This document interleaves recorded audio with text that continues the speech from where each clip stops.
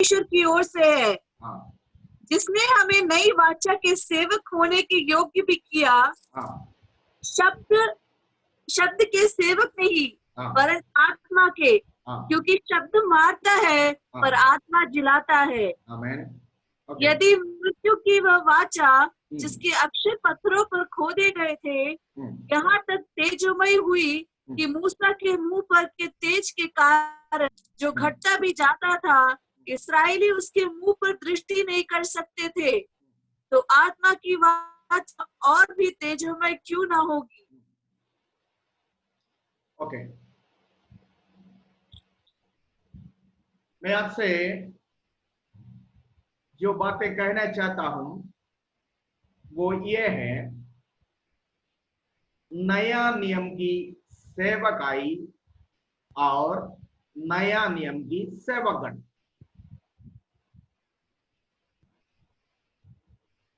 The New Testament ministry and the New Testament ministries. नया नियम की सेवक और नया नियम की सेवकाई।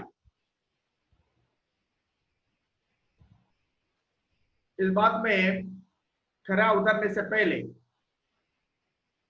गहराई में हम लोग उसकी ओर चलने से पहले,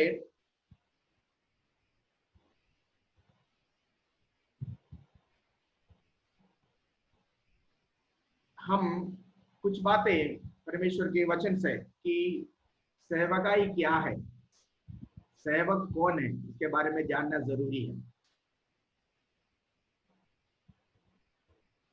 प्रभु यीशु मसीह परमेश्वर के ओर से मानव जाति के लिए दिया हुआ सबसे बड़ा गिफ्ट है, तोहफा है। परमेश्वर ने समस्त मानव जाति के लिए दिया हुआ सबसे बड़ा गिफ्ट है प्रभु यीशु मसीह। प्रभु यीशु मसीह समस्त मानव जाति के खातिर, उनके पापों के खातिर अपना बहुमूल्य लहू बहाकर, खून बहाकर, प्राण देकर खरीदे गए लोगों की झुंड को कलीसिया कहते हैं। ध्यान से सुनिएगा, हमारे एक विचार है कि कलीसिया का मतलब, कलीसिया कुछ लोग इकट्ठा हो गया, वहां पर एक पादरी बाइबल लेकर खड़े हो गए तो कलीसिया हो गया, ये हमारा एक विचार है, बट इट इज नॉट। कुछ लोग इकट्ठा हो गया, एक व्यक्ति वहां पर एक बाइबल लेकर खड़े हो गए पादरी के नाम से या पादरी के रूप से, कलीसिया नहीं हुए। आज बहुत सारे लोगों को ये कहते हुए मैंने सुना कि मेरा कलीसिया, मेरा और आपका कलीसिया नहीं है, कलीसिया प्रभु यीशु मसीह का है। आपकी आवाज यहां तक नहीं आ सकता, लेकिन आप एक्सप्रेशन हाथे उठाकर प्रभु को धन्यवाद देते हुए, या आप मानते हैं तो आप अपना एक्सप्रेशन जो है हाथे उठाकर आप दिखा सकते हैं। ओके, कलीसिया प्रभु यीशु मसीह का है, कलीसिया किसी संस्था का नहीं है। समझ में आ गया? अगर प्रभु यीशु मसीह ने मत्ती 16:18 में इस पर प्रभु ने कहा, प्लीज रीड इट। पहले कलीसिया क्या है उसके बारे में, कलीसिया क्या है उस चीज के बारे में देखेंगे, उसके बाद कलीसिया के सेवकन की ओर आएंगे। कलीसिया क्या होता है? मैथ्यू चैप्टर 16 वर्स 18 पढ़िए। और मैं भी तुझसे, एक व्यक्ति पढ़ना, पढ़िए। और मैं भी तुझसे कहता हूँ कि तू पतरस है, और मैं इस पत्थर पर अपनी कलीसिया बनाऊंगा, और अधोलोक के फाटक उस पर प्रबल ना होंगे। उस आयत को ध्यान से सुनिए, ध्यान से देखिए। यीशु ने कहा, मैं अपना कलीसिया, पढ़िए, मैं अपनी कलीसिया, और मैं इस पत्थर पर अपनी कलीसिया बनाऊंगा। सुनिए, पतरस को प्रभु कहता है तू पतरस है, तू पतरस है, मैं अपनी कलीसिया, इधर देखिए मेरी ओर देखिए, मैं अपनी कलीसिया इस पत्थर पर बनाऊंगा, उस पत्थर पर नहीं है। ध्यान से सुनना, पतरस के लिए ग्रीक में इस्तेमाल किया हुआ शब्द पेट्रा है। पेट्रा, पेट्रा का मतलब है ए स्मॉल पीस ऑफ रॉक, एक छोटा सा पत्थर का टुकड़ा। लेकिन जीसस के लिए जो शब्द इस्तेमाल किया हुआ है वो पेट्रो है। पेट्रो का मतलब है ए ह्यूज रॉक, एक बहुत बड़ा पत्थर। ठीक है, तो यीशु फिलिपिया शहर में आकर, फिलिपिया के कैसरिया में आकर यीशु ने चेलों से पूछा कि लोग मनुष्य के पुत्र के बारे में क्या कह रहा है। तब तरह तरह की जवाब वहां पर आया। कुछ लोगों ने कहा गुरु, कुछ लोग कहते तू एलिया है, कुछ लोग कहते तू एलीशा है, कुछ लोग कहते हैं तू भविष्यवक्ताओं में कोई है। तब यीशु ने पूछा what do you say about the son of man, तुम जो मेरे साथ अभी तक चले हो, जिसने मेरे को करीब से देखा, जो मुझे अच्छी तरह जानता, तुम्हारा मेरे प्रति क्या राय है? What is your opinion about me, तुम्हारा क्या राय है, तुम क्या कहते हो मेरे बारे में? आपको मालूम है पतरस तो थोड़ा जल्दीबाजी में काम करने वाला है, हर बात में इनकार करने में भी वो जल्दी किया, एक्सेप्ट करने में भी जल्दी किया। तो पतरस जो है जल्दीबाजी काम करने वाला, ठीक है, उसने कहा कि तू जीवित परमेश्वर का पुत्र प्रभु यीशु मसीह है। सी, लोगों के कई प्रकार का विचार उस समय में चेलों ने सुनने के बावजूद भी पतरस का विचार यीशु मसीह के प्रति लोग जो कहते हैं उसके अनुसार नहीं था, बल्कि पतरस को एक अलग विचार था प्रभु के प्रति। तो वी टू मस्ट हैव, हमारे पास भी, हमारा भी ऐसा विचार होना चाहिए। लोग बहुत कुछ कहेंगे, पर आपका एक अपना राय होना चाहिए।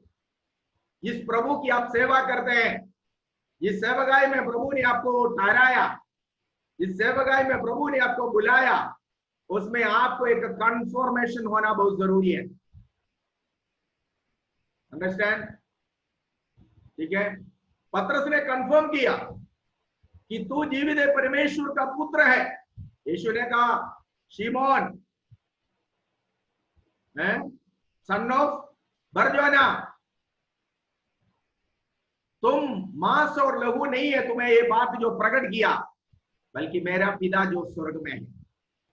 ठीक है, इसलिए उसके बाद फिर प्रभु ने कहा कि तू पतरस है, इस पत्थर पर मैं अपनी कलीसिया को बनाऊंगा। इस वचन को, इस आयत को गलत समझते हुए रोमन कैथोलिक वाले, एक बात पहले मैं आपको बोलता हूं, जो झूठा शिक्षा है उसका खुल्लम खंडन करते हुए, जो सच्चा है उसका प्रकट करते हुए आगे बढ़ेंगे। ठीक है, हम सब नामधारी मसीहों से या फिर अन्य जाति विश्वास से आए हुए हैं, तो जब उन चीजों का जब खंडन करते हैं, आपको ठेस नहीं पहुंचने का है। मेरा मकसद किसी को जो है बुरा बोलने का नहीं है, बल्कि जो सच्चाई क्या है उसको बताने का है। ओके, तो इसलिए हमारे क्लासों में हम लोग गुरुपदेश या झूठा शिक्षा जो होती है, उस झूठे शिक्षा का कड़ी आलोचना भी करेंगे, उसको खंडन करके सही जो है उसको आगे दिखाकर, आगे प्रकट कर बढ़ेगा। ओके, ये वचन को, इस आयत को गलत तो समझकर रोमन कैथोलिक वाले कहते हैं कि कलीसिया चर्च जो है वो पतरस के ऊपर बनाया हुआ है, और पतरस पहला पोप था। लेकिन इतिहास अगर आप सही तरीके से पढ़े तो पतरस एक बार भी रोम में कभी नहीं गया, जबकि रोमन कैथोलिक वालों का जो पहला जो बेसिलिका है वो रोम में है, जो पतरस के नाम से है। लेकिन पतरस वहां पर गया नहीं। रोम में सुसमाचार लेकर गया हुआ व्यक्ति पौलुस है। प्रेरितों का पुस्तक जब आप पढ़ते हैं बहुत स्पष्ट रूप से पौलुस की अंदर रोम में हुआ, ठीक है। पौलुस है जो वहां पर परमेश्वर का वचन सुना और कलीसिया स्थापित किया, और रोमियों की पत्री नामक एक पत्री तक है जो हमारे बाइबल में। मतलब मेरा कहने का मतलब वचन को गलत नहीं समझना, वचन आधा अधूरा समझने से हम लोग बिगड़ जाने का, परमेश्वर के सही वचन की पटरी से उतरने का और हमारा जीवन बदलने का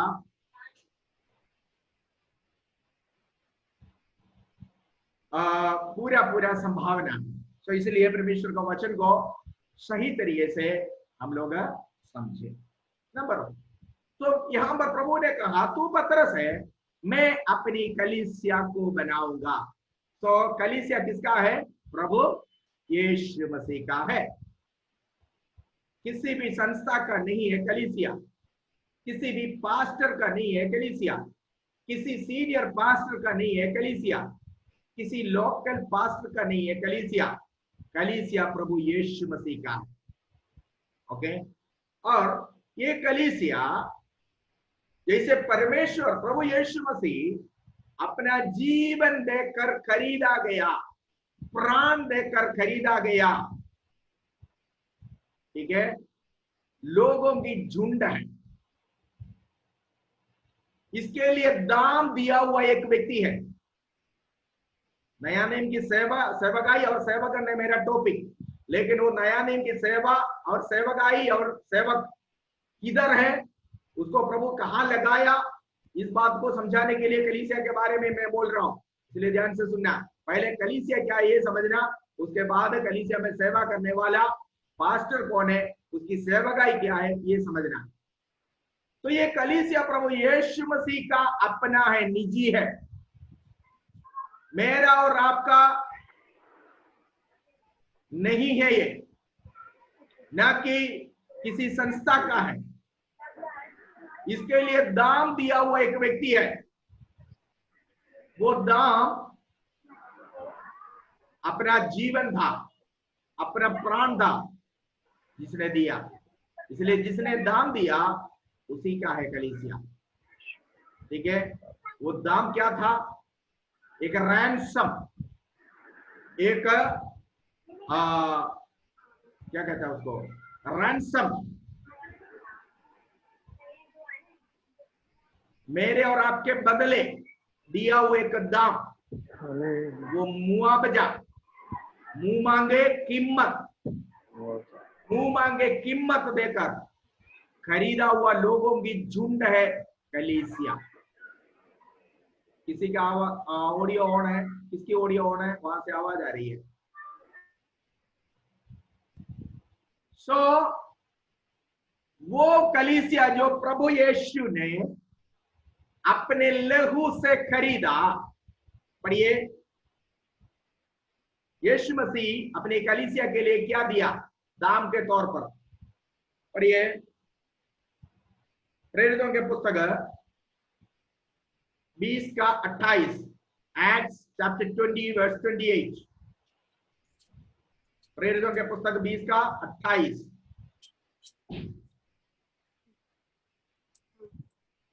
इसलिए अपनी और पूरे झुंड की चौकसी करो, जिसमें पवित्र आत्मा ने तुम्हें अध्यक्ष ठहराया है कि तुम परमेश्वर की कलीसिया की रखवाली करो, से उसने अपने लहू से मोल लिया है। देखो, तुम परमेश्वर की कलीसिया की रखवाली करो, जिसको उसने अपने लहू से खरीदा। देखिए, कलीसिया का दाम जो प्रभु ने दिया वो अपने बहुमूल्य लहू है। आपको मालूम है हमारा प्राण या जीवन जो है वो लहू में समाया हुआ है। एक व्यक्ति अगर घायल होकर रोड के किनारे पड़ा हुआ है, कुछ घंटों के बाद वो मर जाता, कारण उसकी शरीर से पूरा ब्लड निकल गया। तो हमारा प्राण या जीवन जो है वो हमारे ब्लड के अंदर है।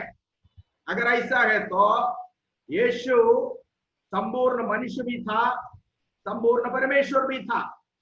तो वो जब मनुष्य के रूप में आया, एक मनुष्य होकर जन्म लिया, मनुष्य होकर रहा, वो प्रभु अपने कलीसिया के लिए अपना लहू अगर बहाया, इसका मतलब है उसने अपना प्राण दे दिया, जीवन दे दिया।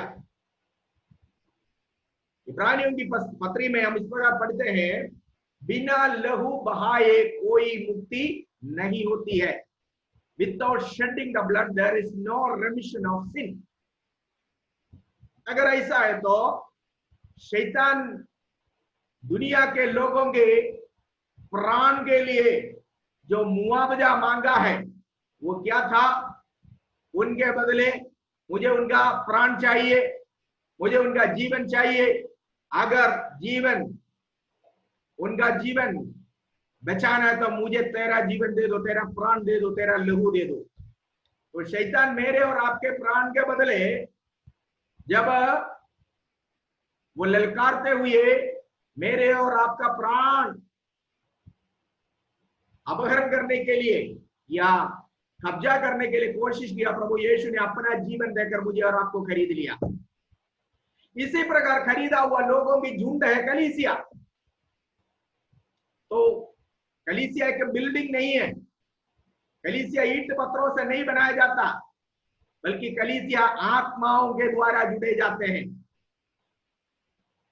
प्रभु यीशु मसीह की कलीसिया के निर्माण पवित्र आत्मा करता है। इसका मेसन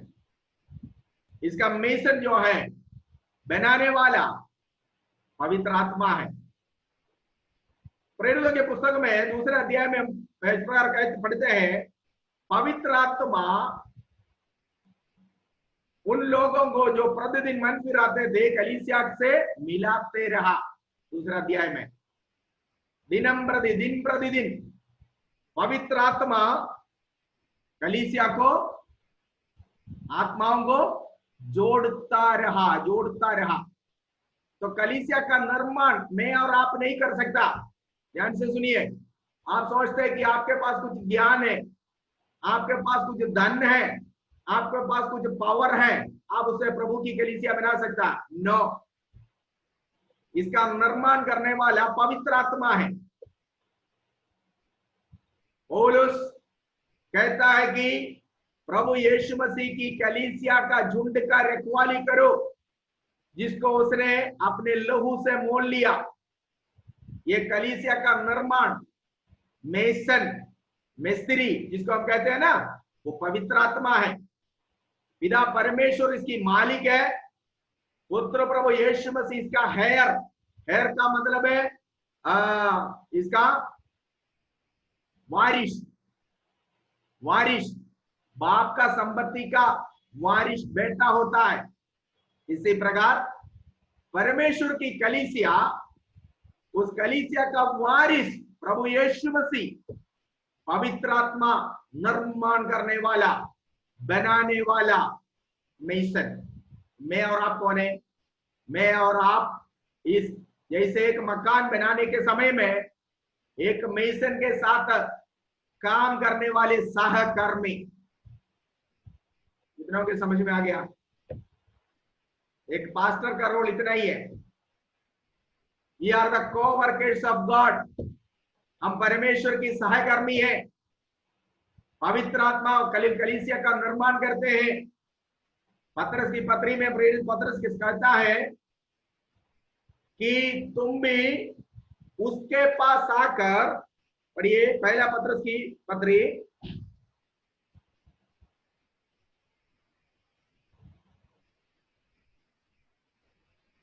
उसका दूसरा अध्याय का, पहला पतरस दूसरा अध्याय का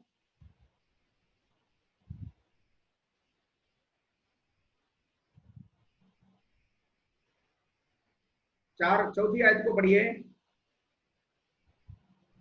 1 पीटर चैप्टर 2 वर्स 4। उसके पास आकर, हाँ। जिसे मनुष्य ने तो निकम्मा ठहराया, हाँ। परंतु परमेश्वर के निकट चुना हुआ हाँ। और बहुमूल्य जीवित पत्थर था। हाँ। तुम भी आप जीवित पत्थरों के समान आत्मिक घर बनाते जाते हो। हाँ, सुनिए, उस जीवित पत्थर जो पहले डाला गया है, जो कोने का सिरे का पत्थर बन गया, यीशु ने कहा मैं अपनी कलीसिया बनाऊंगा, तो उस पत्थर के ऊपर है जो बना रहा है, वो पत्थर जो कोने का पत्थर, जो सिरे का पत्थर, जो कोने का सिरा बन गया है, जो फाउंडेशन स्टोन बन गया है, वो पत्थर प्रभु यीशु मसीह, उसके ऊपर आपको मालूम है एक मकान जब बनाते हैं तो सबसे पहले फाउंडेशन स्टोन डालते हैं, तो कलीसिया का फाउंडेशन स्टोन प्रभु यीशु मसीह स्वयं। इसलिए कुरिन्थियों की पत्री 3:11 में पौलुस कहता है और कोई दूसरा नींव कोई नहीं डाल सकता, क्योंकि पहले से एक नींव पड़ी हुई है। पढ़िए थोड़ा सा पढ़िए, इसके बाद हम लोग सबक होंगे और आएंगे। जब तक आप कलीसिया के बारे में ढंग से नहीं समझेगा तब तक जो है आप इन बातों को जो मैं आगे को पढ़ाने वाले हैं आपके समझ में नहीं है। फर्स्ट कोरिन्थियंस 3:11 पढ़िए।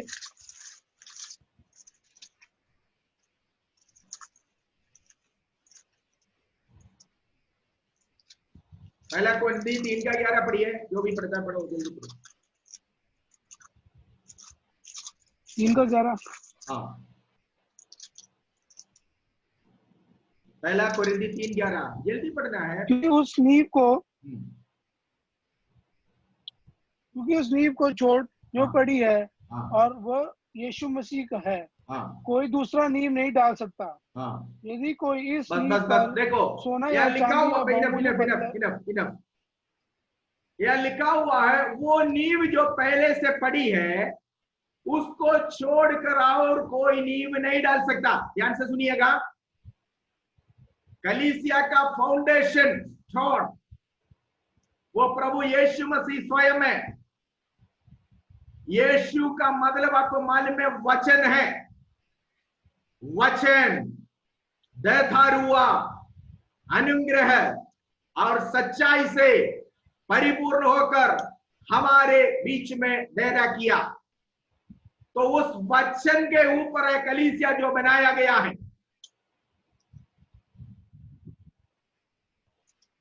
वो पत्थर जो पहले से पड़ी है वो जीवित पत्थर है, क्योंकि वचन में जीवन है। इब्रानियों की पत्री 4:12 में लिखा हुआ परमेश्वर का वचन जीवित है, प्रबल है, हर एक दोधारी तलवार से अधिक चौका है। इसलिए वो वचन रूपी पत्थर जब डाला गया, उस पत्थर में जीवन है, वो जीवित है पत्थर। पतरस कहता है तुम भी उस जीवित पत्थर के पास आकर जीवित पत्थर बन गया। देखा, जीवित पत्थर बन गया। तो प्रभु यीशु की कलीसिया निर्जीव ईंटों से पत्थरों से नहीं बनाया जाता, बल्कि जीवित पत्थरों से बनाया जाता है। ये जीवित पत्थर कौन है? आत्माएं। क्लियर हो गया कि नहीं हुआ? आत्माएं। ईट, निर्जीव ईंट पत्थरों से हम एक बिल्डिंग बना सकता, हम एक इमारत खड़ा कर सकते हैं।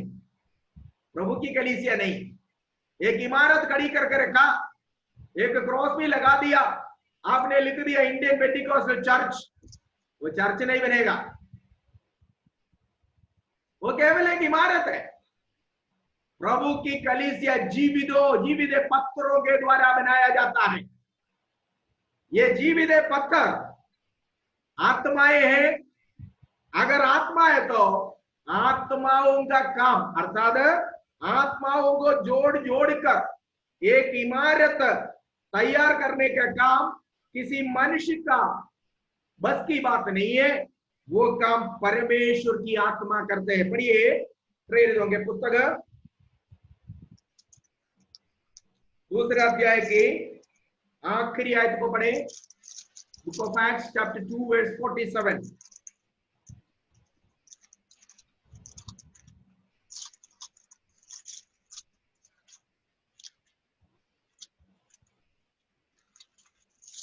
Acts chapter 2 और verse परमेश्वर 47. की स्तुति करते थे हाँ, और सब लोग उनसे प्रसन्न थे हाँ, और जो उद्धार पाते थे हाँ. उनको प्रभु प्रतिदिन उनमें मिला देता था।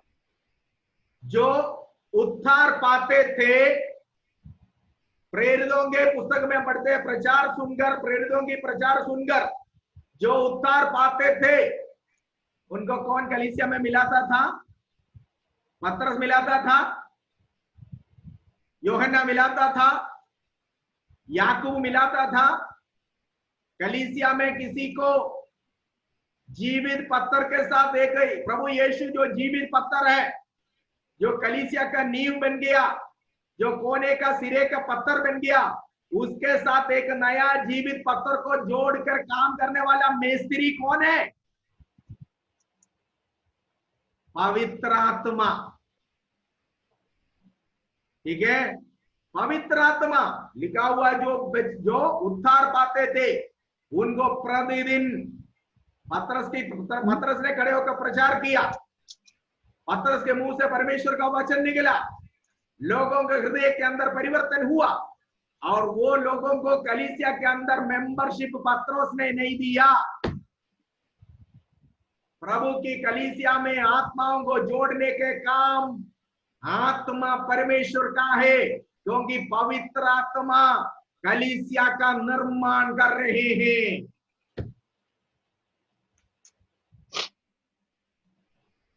जब पवित्र आत्मा कलीसिया का निर्माण कर रहे हैं, बेचकर आने वाला आत्माओं को प्रभु यीशु मसीह जो वचन रूपी जीवित पत्थर है उसके साथ जोड़कर पवित्र आत्मा जब कार्य करता है, और वही प्रभु स्वयं इसका मालिक भी, इसका हकदार भी, या इसकी जो है वारिस भी है, और परमेश्वर की स्वयं ओनर है, मालिक है। कैसे एक पास्टर कह सकता मेरी कलीसिया है ये? आप नहीं कह सकता है। जहां पर प्रभु ने आपको रखा उस झुंड, मेरी कलीसिया नहीं कह सकता, क्योंकि प्रेरितों का पुस्तक में इसलिए पौलुस 3.5 साल सेवा कर कर एफेसोस की कलीसिया से जब वो विदा ले रहे, पौलुस कहता है, पौलुस आसपास के इलाका से सारे कलीसिया के अगुओं को बुला कर कह रहा है, पवित्र आत्मा ने तुम्हें अध्यक्ष ठहराया हुआ प्रभु की झुंड की रखवाली करो, जिसको उसने अपना लहू से खरीद लिया। तो चर्च मेरा और आपका प्रॉपर्टी नहीं है। आपका और मेरा ये प्रॉपर्टी एक इमारत हो सकता, यीशु के लहू के द्वारा खरीदा गया लोगों की झुंड प्रभु की कलीसिया है। वो झुंड मेरा और आपका नहीं हो सकता। इसलिए कभी भी भूल कर भी जो है मेरी चर्च नहीं बोलना, बल्कि आप कहेंगे जिस कलीसिया में प्रभु ने मुझे सेवा के लिए ठहराया।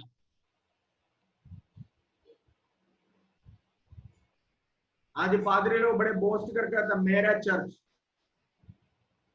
ऐसा लगता है कि उसकी दादाजी की संपत्ति उसको जैसे सदियों से जैसे मिलता रहा ना, दादा का बेटे को मिल गया, बेटे का दादा जो है जो है दादा का उनका बेटे को मिल गया, उनका बेटे को पोते को मिल गया, पोते को परपोते को मिल गया। इसी तरह प्रॉपर्टी जैसे सदियों से ट्रांसफर करते हैं, इसी तरह प्रभु की यीशु मसीह की कलीसिया ट्रांसफर नहीं होती है।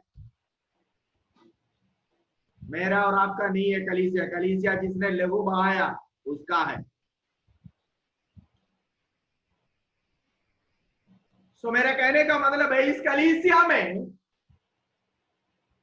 ये कलीसिया जिसको निर्माण पवित्र आत्मा करता है, इस कलीसिया को परमेश्वर ने, प्रभु यीशु मसीह ने कई गिफ्ट दिया है। समझ में आ गया? सबसे पहला गिफ्ट दुनिया के लिए प्रभु ने दिया, वो प्रभु यीशु मसीह।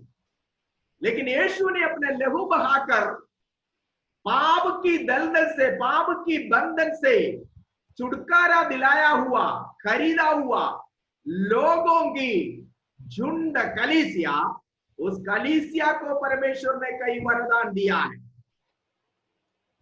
उन वरदानों से सबसे अहम, सबसे महत्वपूर्ण गिफ्ट जो है उस कलीसिया में सेवा करने के लिए नियुक्त किया हुआ सेवकगण है।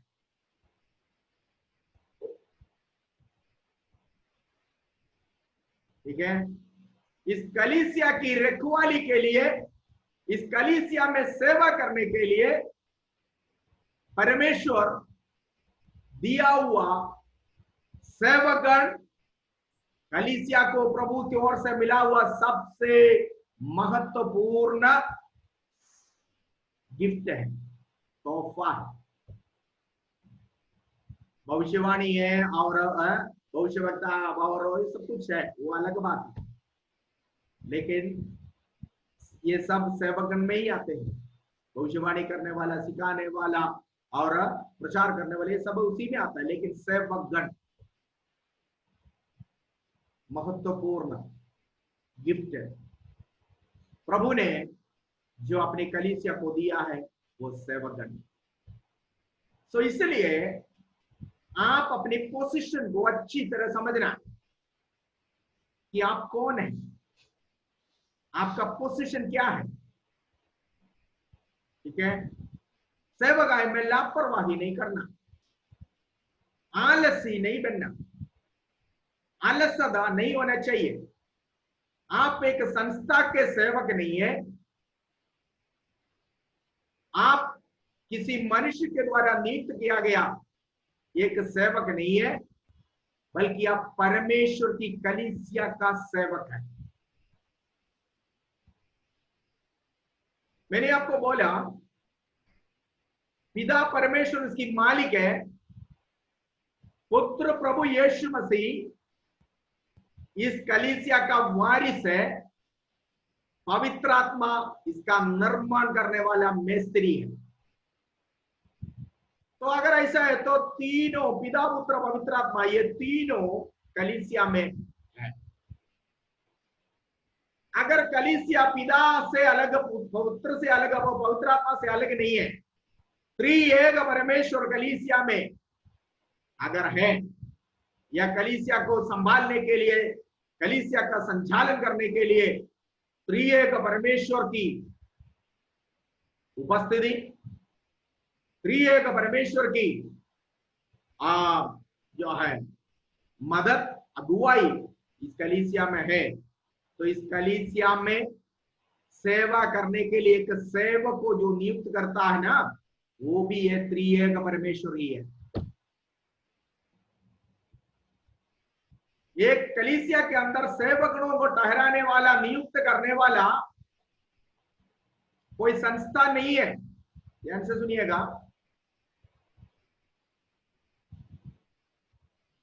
सेवा करने के लिए कलीसिया के अंदर सेवकों को नियुक्त करने वाला त्रिएक परमेश्वर है। परमेश्वर सेवकों को नियुक्त करते हैं।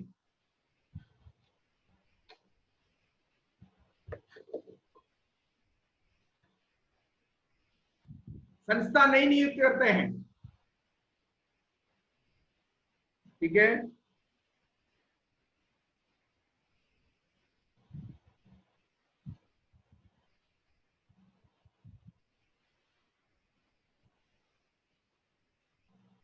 तो इस कारण हमारी जो नियुक्ति है ना, अपॉइंटमेंट, हमें उसके बारे में कंफर्मेशन होना चाहिए कि इस वाक्य में परमेश्वर हमें नियुक्त किया कि नहीं।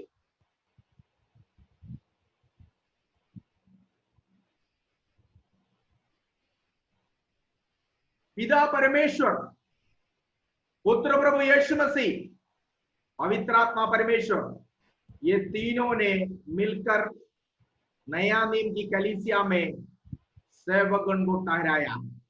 और ये एफिसियों की पत्री 4:11 पढ़िए, वहां पर कुछ 5 प्रकार के सेवकगणों के बारे में वहां पर लिखा हुआ। प्रिय एफिशियंस चैप्टर 4 वर्स 11 ऑनवर्ड्स, 8 से पढ़िए, 8 से 11 पढ़िए, एफिसियों की पत्री। इसलिए वो कहता है, वहां ऊंचे पर चढ़ और बंदियों को बांध ले गया और मनुष्य को दान दिया। उससे चढ़ने से हाँ, और क्या पाया जाता है? हाँ, केवल यह कि वह पृथ्वी की निचली जगहों में उतरा भी था, हाँ, और जो उतर गया हाँ, यह वही है जो सारे आकाश से ऊपर चढ़ भी गया हाँ, कि सब कुछ हाँ, परिपूर्ण करे। हाँ। उसने कुछ 11 को हाँ, हाँ, 11 है। उसने कुछ को प्रेरित नियुक्त करके ये और उसने कुछ जो लिखा हुआ है, ये उसने जो जो लिखा हुआ है वो प्रभु यीशु मसीह के बारे में जो 8वीं आयत से जो पढ़ता है वहां पर हम देखते हैं। ठीक है, प्रभु यीशु मसीह के बारे में लिखा हुआ है, जो ऊंचे पर चढ़ा, बंदियों को बांध ले गया और मनुष्यों को दान दिया, इत्यादि बातें प्रभु यीशु मसीह की पुनरुत्थान के बारे में। यीशु मसीह खबर में से जी उठा, स्वर्गारोहण किया, वो सारे बातों को सूचित करते हुए पौलुस कहता है। यहाँ पर इस आयत में 11 आयत में लिखा हुआ है कि प्रभु यीशु मसीह उसने उसने उसने कुछ को प्रेरित नियुक्त करके 5 प्रकार के सेवकगणों के बारे में वहां पर लिखा हुआ है। कलीसिया में ये 5 प्रकार की सेवकगण है, उसके बारे में डिटेली बाद में बताऊंगा, इसलिए अभी वहां नहीं रुकूंगा मैं, क्योंकि मैं ये 5 गणों के बारे में आपको ढंग से एक्सप्लेन करके सिखाऊंगा। इतना समझ लीजिए कि कलीसिया में सेवकगणों को नियुक्त करने वाला एक परमेश्वर है। इसमें यहाँ पर प्रभु यीशु का नाम है, उसने कुछ को, वो उसने जो लिखा हुआ है वो प्रभु यीशु के बारे में। अब आप कुरिन्थियों की पत्री में आइए, कुरिन्थियों की पत्री में पहला कुरिन्थी 12वीं अध्याय का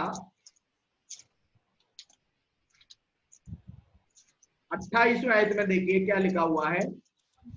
पहला कुरिन्थी 12 का। हाँ, और परमेश्वर ने कलीसिया में अलग अलग व्यक्ति नियुक्त किए हैं। यहाँ देखो, यहाँ हाँ, हाँ, प्रथम प्रेरित, हाँ, दूसरे भविष्यवक्ता, हाँ, तीसरे शिक्षक, हाँ, फिर सामर्थ्य के काम करने वाले, हाँ, फिर चंगा करने वाले, हाँ, और उपकार करने वाले, हाँ, और प्रबंध करने वाले, हाँ। और नाना प्रकार की भाषा बोलने वाले। यहाँ पर 7 है। एफिसियों की पत्री 4 का 11 से लेकर जब हम पढ़ते हैं वहां पर 5 है। ठीक है, सो मेनली 5 प्रकार की सेवकगण है कलीसिया के अंदर। ध्यान से सुनिए, कुरिन्थियों की पत्री में पौलुस कहता है कि परमेश्वर ने कलीसिया में नियुक्त किया। इस बात को मैं आपको क्यों ये सारे आयतें निकाल कर दिखा रहा हूं, ये एक बात को समझाने के लिए। पिता, पुत्र, पवित्र आत्मा, एक परमेश्वर मिलकर सेवकगणों को नियुक्त करता है। एक सेंडर पास्टर सेवकाई नहीं दे सकता, एक स्टेट प्रेसिडेंट आपको सेवकाई नहीं दे सकता। आपको सेवक, कलीसिया की सेवक के तौर पर नियुक्त करने वाला सेंडर पास्टर नहीं है, स्टेट प्रेसिडेंट नहीं है, जनरल प्रेसिडेंट नहीं है, रीजन प्रेसिडेंट नहीं है, बल्कि परमेश्वर है। आमीन। परमेश्वर ने आपको जो सेवकाई दिया। कुरिन्थियों की पत्री में यहां पर लिखा हुआ, परमेश्वर ने किसी को 28 आज पढ़े थे हमने, 28 12-28 यस। और परमेश्वर ने कलीसिया में, अंडरलाइन करना, परमेश्वर कलीसिया में। फिर एफिसियों की पत्री में यही पौलुस कहता है, यीशु मसीह नियुक्त किया। इफिसियों की पत्री 4 के 11 में क्या लिखा हुआ है, उसने कुछ को प्रेरित, ऐसे शुरू होता है ना। तो इसका मतलब उसने कुछ को प्रेरित नियुक्त करके, कुछ, तो वो उसने है, वो यीशु मसीह, पुत्र प्रभु यीशु मसीह। अब तीसरा, हमने पहले एक आयत पढ़ा था प्रेरितों की पुस्तक 20वां अध्याय से, वहां पर पौलुस कहता है, जिसको पवित्र आत्मा ने तुम्हें अध्यक्ष ठहराया। ये पॉइंट क्लियर हो गया कि नहीं हुआ? प्रेरितों का पुस्तक 20 का 28 में, 29 में, 29 में पौलुस कहता है, जिसको पवित्र आत्मा ने तुम्हें अध्यक्ष ठहराया, उस झुंड की रखवाली करो। तो तीनों का नाम आया कि नहीं आया? तीनों का नाम आया कि नहीं आया? तो एक पास्टर का नियुक्ति, कलीसिया में सेवा करने के लिए आप योग्य है या नहीं है, ये तय करने वाला संस्था नहीं है, बल्कि पिता पुत्र पवित्र आत्मा त्रिएक परमेश्वर है। प्रभु को धन्यवाद कर सकता है।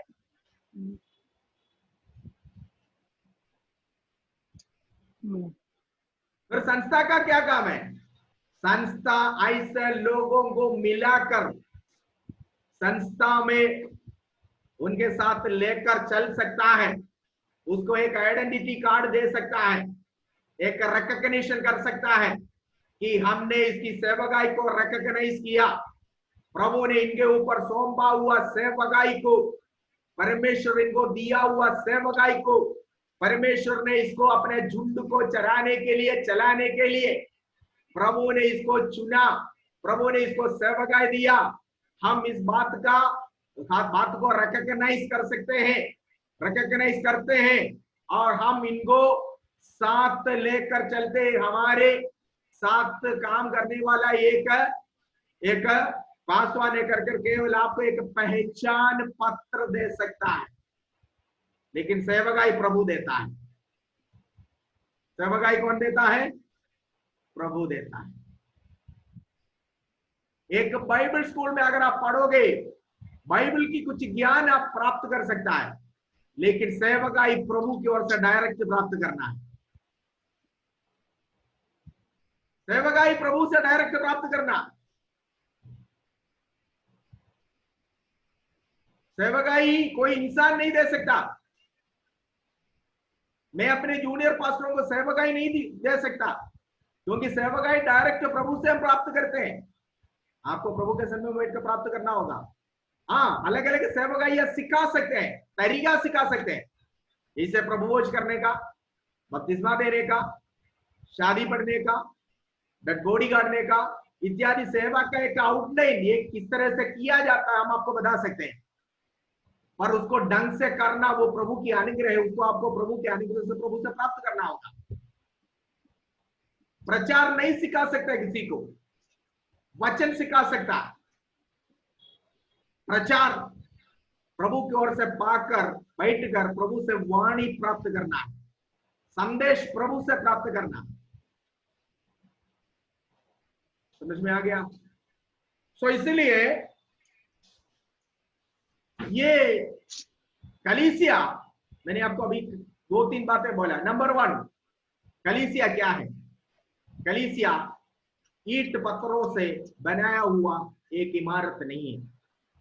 कलीसिया आत्माओं का झुंड, आत्माएं बिच कराया हुआ आत्माओं को झुंड को कलीसिया बोलते हैं। वो कलीसिया का निर्माण पवित्र आत्मा करता है। उस कलीसिया जो पवित्र आत्मा के द्वारा, क्योंकि जब तक किसी के अंदर पवित्र आत्मा नहीं आएगा, पवित्र आत्मा किसी के अंदर जब तक परिवर्तन नहीं करता, तब तक जो है कोई भी मनुष्य प्रभु को, यीशु को प्रभु करके नहीं कह सकता। तो पवित्र आत्मा उस व्यक्ति के हृदय के अंदर कार्य किया, इस कारण वो मनुष्य प्रभु यीशु मसीह को ग्रहण किया। तो इसी प्रकार प्रभु के पास आया हुआ लोगों की झुंड की रखवाली के लिए पिता परमेश्वर, पुत्र परमेश्वर, आत्मा परमेश्वर, त्रिएक परमेश्वर मिलकर इस कलीसिया में सेवकों को नियुक्त करता है। तो आपका अपॉइंटमेंट है, संस्था से नहीं आया, स्वर्ग से आया। आपकी बुलाहट किसी मनुष्य का नहीं है, स्वर्गीय बुलाहट है। पवित्र परमेश्वर, स्वर्ग में विराजमान परमेश्वर पवित्र बुलाहट से इस सेवकाई में आपको बुलाकर लगाया। पढ़िए इब्रानियों की पत्री 3 अध्याय का पहले आए, हिब्रूज चैप्टर 3 वर्स 1। आपकी बुलाहट को पहचान, किस प्रकार की बुलाहट है। हाँ, इसलिए हे पवित्र भाइयों, तुम जो स्वर्गीय बुलाहट में भागी हो। Yes, enough. देखिए, इसलिए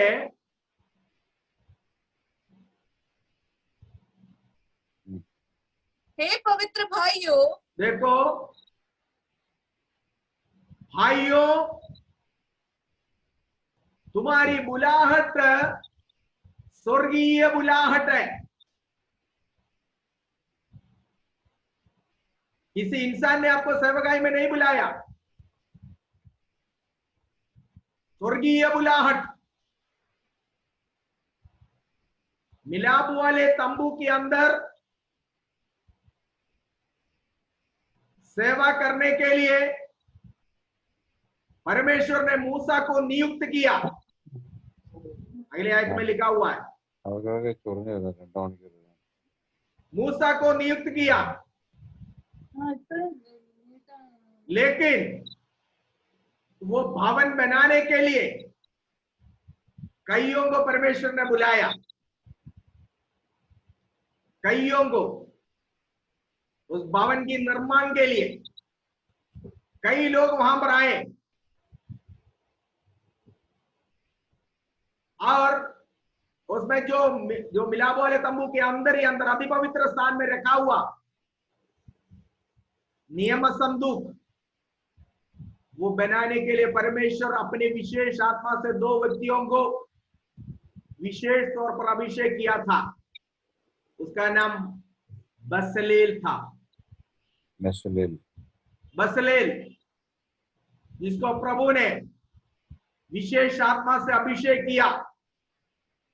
यह नियम संदूक जो अनुग्रह के सिंहासन के पास रखा हुआ है, उसके अंदर क्या क्या है? उसके अंदर परमेश्वर अपने खुद के हाथों से लिखा हुआ व्यवस्था की पटरा, हारून के कलिया निकली हुई छड़ी, सोने के बर्तन में डालकर रखा हुआ मन्ना, ये 3 चीज था जिसको अनुग्रह का सिंहासन कहते हैं। एक छोटा सा बॉक्स है, 2.5 फुट लंबाई में, 1.5 फुट चौड़ाई वाला, 1.5 फुट ऊंचाई वाला एक छोटा सा बॉक्स बनाने के लिए परमेश्वर ने विशेष आत्मा से अभिषेक कर बसलेल नाम के एक व्यक्ति को उसी कार्य के लिए चुना। और ये बॉक्स जब हम पढ़ते हैं, हमारा प्रभु यीशु मसीह को दर्शा रहा है। पटरा, उसमें व्यवस्था लिखा हुआ, वचन लिखा हुआ है, यीशु वचन है, वचन रूपी पटरा उसके अंदर है। और उसके अंदर रखा हुआ हारून की झड़ी, वो हमेशा के लिए लेवी को दिया हुआ याचकता को दर्शाता है। हारून की झड़ी जो कलिया निकली है जिससे, वो झड़ी याचकता को दर्शाता है। यह यीशु मसीह की अनंतकाल की याचकता को दर्शाता है, जो आज हमारे लिए एक महायाचक के तौर पर पिता के दाहिने हाथ पर खड़े होकर हमारे लिए स्वर्ग में सेवा करने वाला। तीसरा, इसके अंदर सोने के बर्तन के अंदर रखा हुआ मन्ना, मन्ना प्रभु यीशु मसीह को दर्शा रहा है, क्योंकि यूहन्ना 6 में यीशु ने कहा, तुम्हारा पूर्वजों ने मरुभूमि में मन्ना खाया और मरुभूमि में बरसा हुआ मन्ना मैं ही हूं। मन्ना मसीहा का सादृश्य है। वो मन्ना जो 40 साल वे लोग खाए, जिसके कारण वे तंदुरुस्त मंद रहे, उनमें से एक भी रोगी नहीं था, एक भी बीमार नहीं था, एक भी कमजोर नहीं था, एक भी वस्त्र पुराने नहीं हुए, एक भी जूता पुराना नहीं हुए, न फटे, बल्कि नयापन में उन्हें ले चलने वाला मन्ना, मन्ना मसीहा को दर्शाता है। अगर ऐसा है तो ये छोटा सा बक्सा जो अनुग्रह के सिंहासन के पास रखा हुआ है, उसको बनाने के लिए एक विशेष आत्मा से अभिषेक कर परमेश्वर ने बसलेल नामक एक व्यक्ति को अगर विशेष अभिषेक कर दिया है, तो नया नियम में ये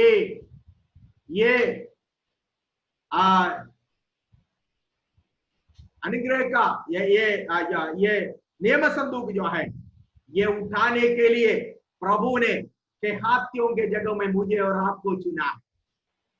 जब एक जगह से दूसरे जगह में तंबू उखाड़ कर लोग जाते थे, उस समय क्या करते थे?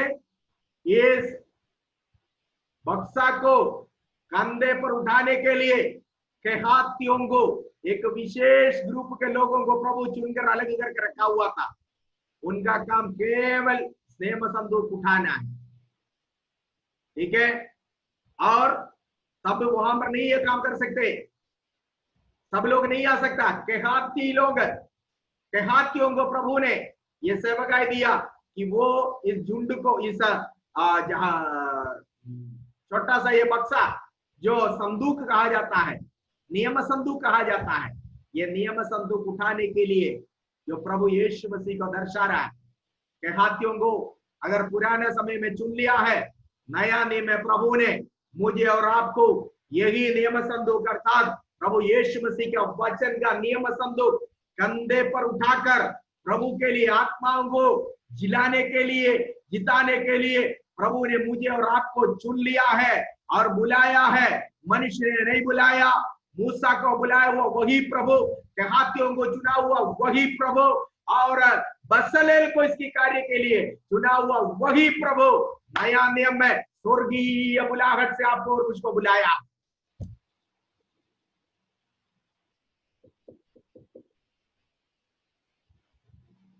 और पवित्र बुलाहट से, उसके अगले आयत में प्राणियों की पत्री 3 में हम पहले आयत में पढ़ते हैं, पवित्र बुलाहट के सहभागी, स्वर्गीय बुलाहट के सहभागी। Your calling is Holi calling, your calling is not earthly but it is heavenly। आपका बुलाहट स्वर्गीय बुलाहट है। किसी संस्था ने आपको सेवकाई के लिए नहीं बुलाया, मनुष्य ने आपको सेवकाई के लिए नहीं बुलाया, बल्कि प्रभु ने आपको सेवकाई के लिए बुलाया।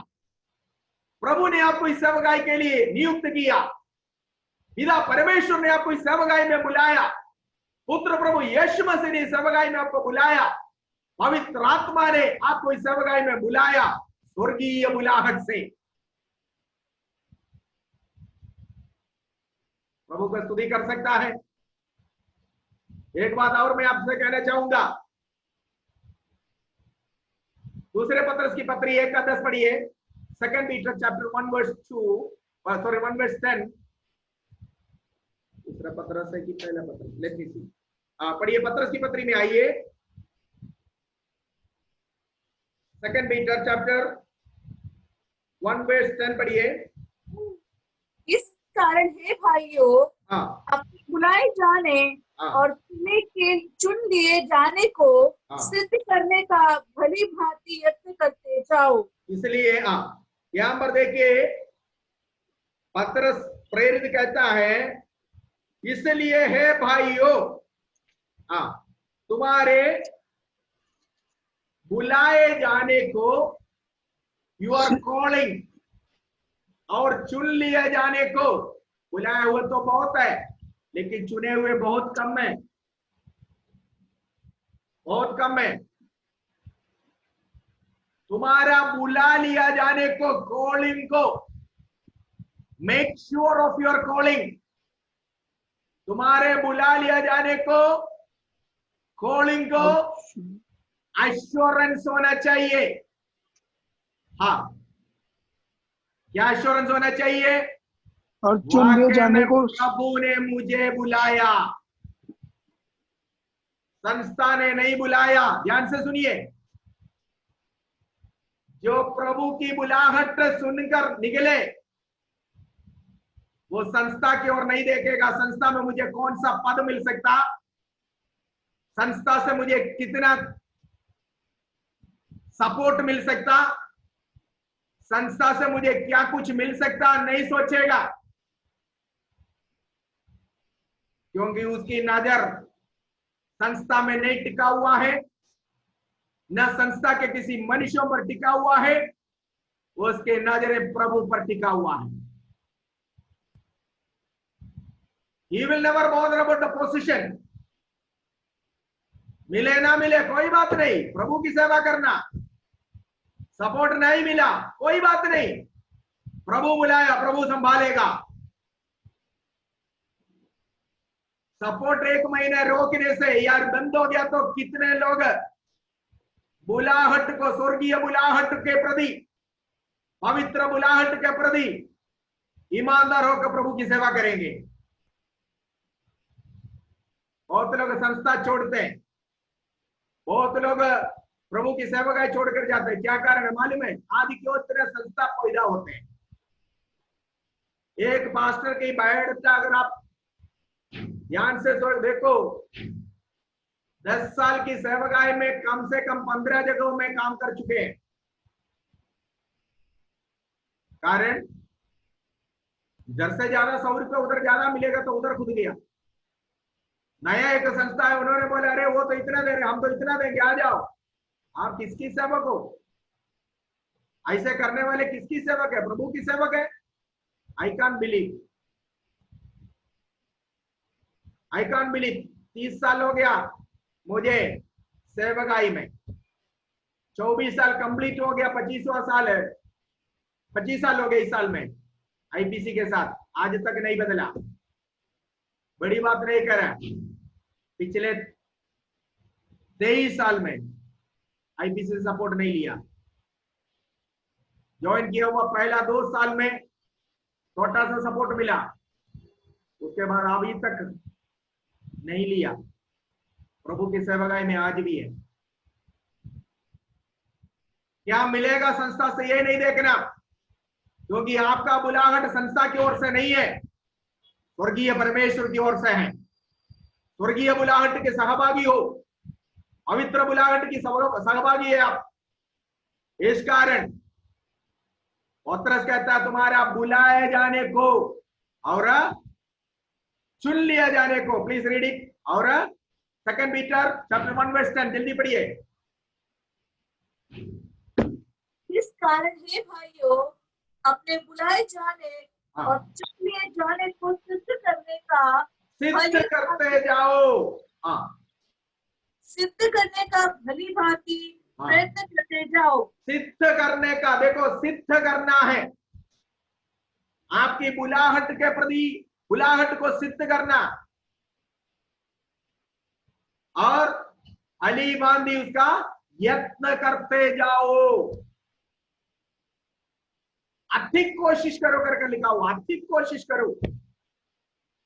आपकी बुलाहट को सिद्ध करने के लिए अधिक कोशिश करो। मनुष्य को देकर, हमारे केरला में एक बुजुर्ग पास्टर जी है, अभी नहीं है, था। उन्होंने एक बार इस प्रकार कहा, 2 प्रकार की सेवक है सेवकाई में।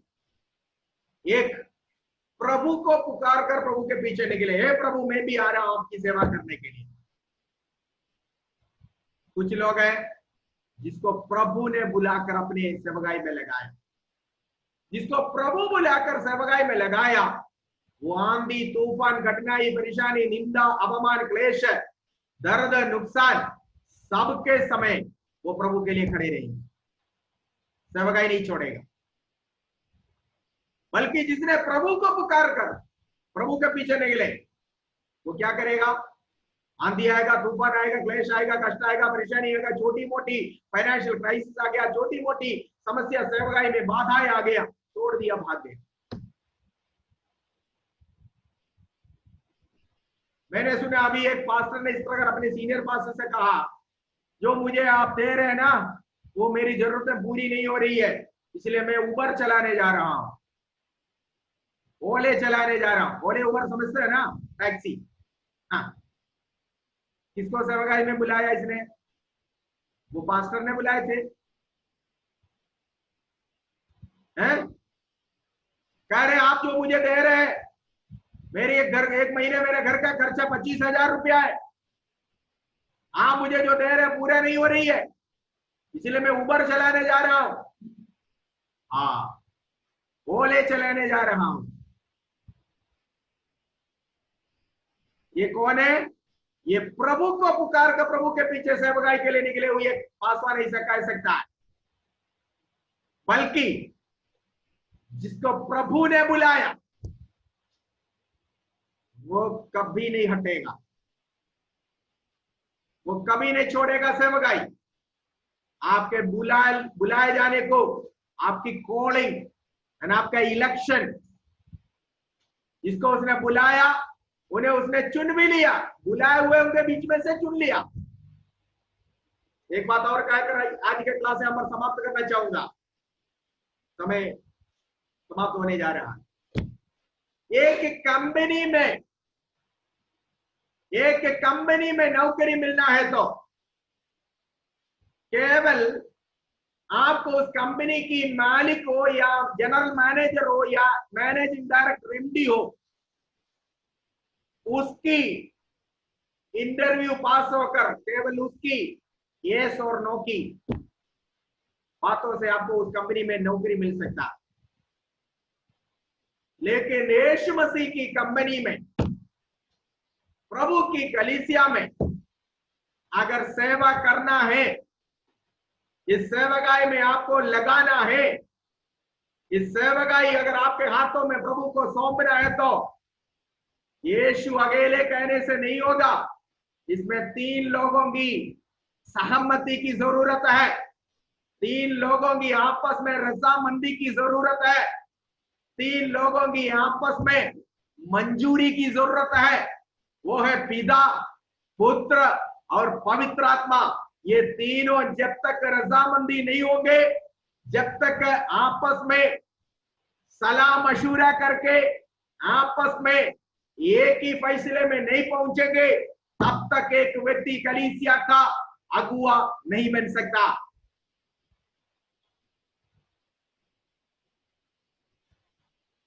क्लियर हो गया?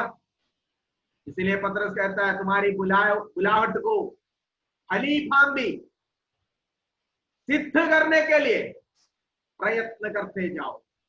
Make sure of your calling, make sure of your election. नया दिन की सेवकाई के बारे में है जो हम पढ़ने जा रहे हैं आगे आने वाले दिनों में।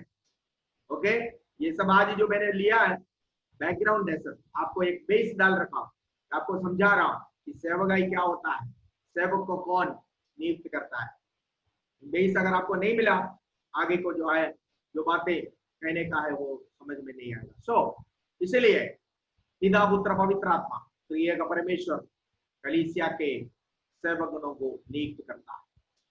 संस्था की ओर मत देखे, संस्था की ओर से आपकी बुलाहट नहीं आया, संस्था ने आपको नियुक्त नहीं किया, आपका सीनियर पास्टर जो है वो आपको नियुक्त नहीं कर सकता है, क्योंकि सेवक गणों को पिता परमेश्वर, पुत्र प्रभु यीशु मसीह, पवित्र आत्मा नियुक्त कर सकता है।